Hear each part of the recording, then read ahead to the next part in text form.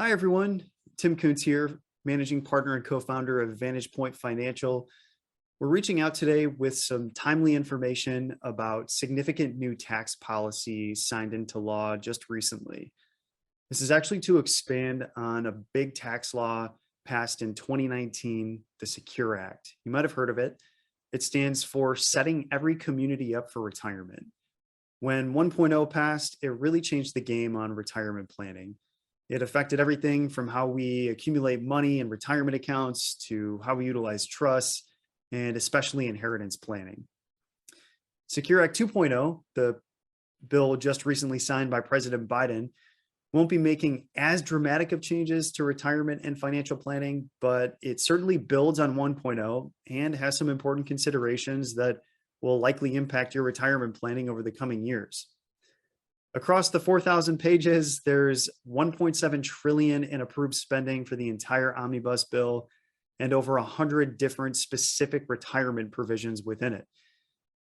Today, we'll highlight some of the key provisions that may or may not impact your financial plan, but please consult with an advisor before taking any action in response to this information.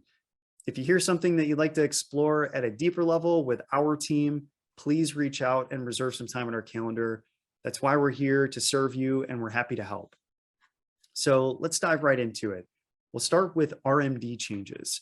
Remember that RMDs are those forced distributions you have to take out of your IRA after you attain RMD age, and that's traditional IRAs and traditional 401ks. This age is now being pushed out to 73. So if you didn't attain RMD age in 2022, your RMD age is now 73. And the plan is to incrementally push that out until we hit age 75 by the year 2033. The next news on RMDs is about the penalty for missing or not taking your RMD. This was one of the most dramatic penalties in the IRS code. There was a 50% penalty for failure to take your RMD by the end of the year. Basically, if you had a $40,000 RMD and you failed to take it, your penalty was $20,000 in addition. Now that penalty is being reduced to 25%. And if you resolve it in a timely manner, the penalty will be reduced to 10%. The last RMD update is that there are no more pre-death RMDs out of a Roth 401k. This is something that adversely affected people with a Roth 401k that they left with their 401k administrator until RMD age. We no longer have to worry about these. We can continue to let that money accumulate tax-free in those Roth accounts. Next, some contribution changes. So these won't take effect until 2025, but for folks age 60 to 63, you can now do some additional catch-up contributions. You'll be able to do the greater of $10,000 additional or 150% of regular catch-up contributions. Now, for higher income earners, it'll be mandatory that this additional catch-up has to go into a Roth treated retirement account. Next, some updates on college planning and college loans. So 529 rollovers. We're really excited about this. These are for people who have accumulated 529 accounts, put their beneficiaries through college or paid for education, and still have some money left over in those 529 accounts. They're now allowing you to roll over those funds into a Roth IRA. Now, historically, if you weren't using these funds for education or the qualified expenses under the 529 plan, you paid a penalty and tax. Well, now you can pull those funds out and put them into a Roth IRA. Now, there are some catches.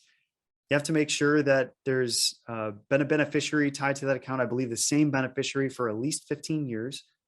It's a lifetime maximum of $35,000 per beneficiary. And the rollover is subject to the Roth contribution limits in any given year. So for example, in 1 year, you might be able to do a $6,500 rollover from a 529 into a Roth IRA. The last update under the college and loans heading is that employers will be allowed to have a matching contribution relative to student loan repayments. So keep an eye out for that if you have any loved ones or if you yourself have college loans and you work for a corporation that offers that. Next, we'll cover some changes with annuities, specifically qualified longevity annuity contracts or QLACs. These have historically been used for retirees who want to defer these funds until these retirement funds until a later certain age, maybe 80 to 85 historically. It used to be a $145,000 annual max or 25% total of your retirement balances. Now you're able to do up to 200,000 per year, and that 25% cap is eliminated. So the way you might use these is to reduce RMDs in those early years. These can be used to create lifetime income starting at that later age. But the reason they reduce RMDs is because they're not factored into the calculation of your total IRA or retirement account balances to determine your RMDs. So this could be a really powerful tool if you're approaching RMD age and you're motivated to reduce those RMDs. Last, some changes to Roth retirement accounts. So Roth 401k matching, another one that we're pretty excited about. So historically, if you were contributing to a Roth 401k, any matches from the employer had to go into the traditional portion of that 401k plan. Well, now the employers have to give you a choice. You get to pick whether or not those matching contributions go into the traditional sleeve or the Roth sleeve of your 401k plan. This is great. This is how it always should have been, and it'll allow you to defer more funds into that Roth portion of your 401k plan. And lastly, there's now a Roth option added to SEP and simple IRAs for self-employed individuals.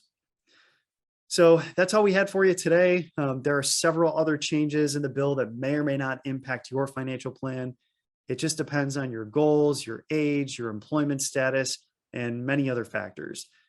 Our team is continuing to review the bill in its entirety to determine how it impacts our clients and their plans.